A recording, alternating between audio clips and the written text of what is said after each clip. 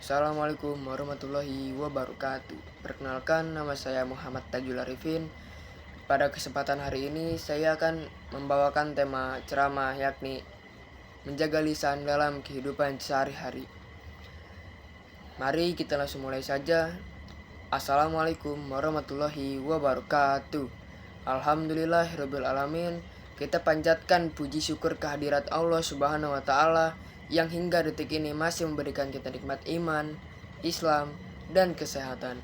Sholawat serta salam semoga selalu tercurah kepada Nabi Muhammad SAW, kepada keluarga beliau, sahabat-sahabat beliau, dan seluruh umat yang istiqomah yang mengikuti sunnahnya hingga akhir zaman nanti. Amma ba'du.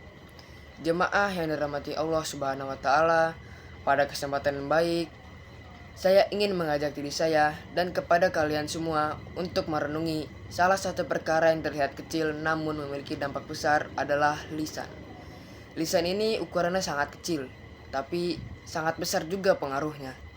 Banyak hubungan hancur dikarenakan lisan, banyak orang yang tersakiti dikarenakan lisan, banyak dosa besar yang terjadi bukan karena perkara tubuh, melainkan hanya dikarenakan oleh lisan.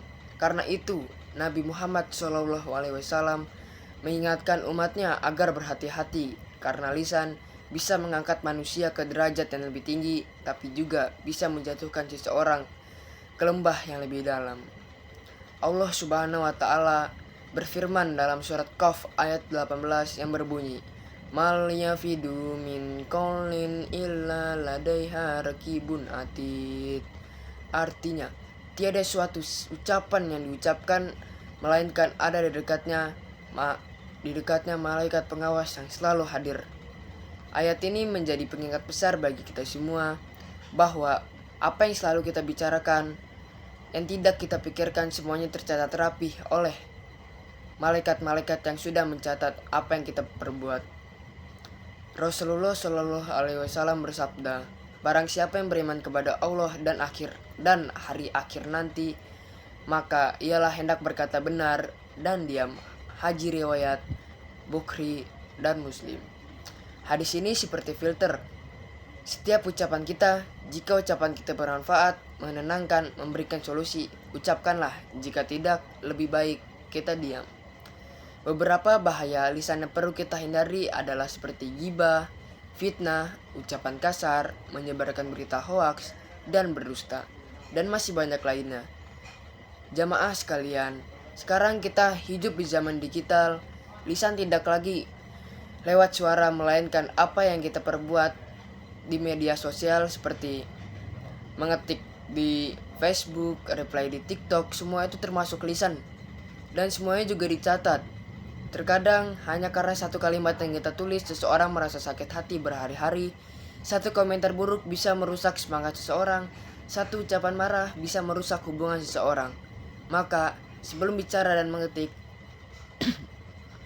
biasakan bertanya kepada diri kita sendiri. Apakah ini bermanfaat bagi orang lain? Apakah ini menyakiti orang lain? Apakah Allah ridho dengan ucapan ini? Apakah lebih baik kita diam saja? Kalau ragu, di sini lebih baik kita diam agar lebih aman. Lisan tidak hanya menjadi sumber dosa. Jika digunakan dengan benar, lisan justru menjadi sumber pahala yang sangat besar bagi kita semua.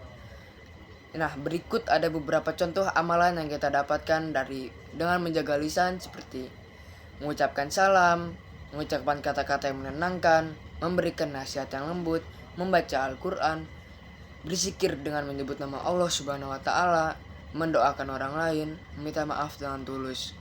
Semua itu ringan tetapi pahalanya sangat besar.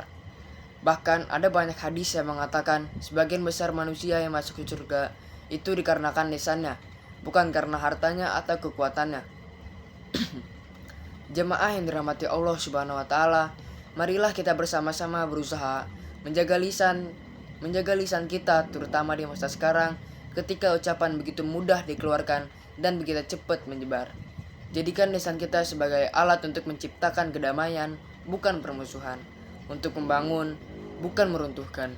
Semoga Allah Subhanahu wa taala membimbing kita agar bisa menjaga lisan, menahan amarah, dan selalu berkata yang baik, bukan yang buruk. Akhirnya, marilah kita berdoa Rabbana atina fid dunya hasanah wa fil akhirati hasanah wa qina azabannar. Amin amin ya rabbal alamin. Assalamualaikum warahmatullahi wabarakatuh.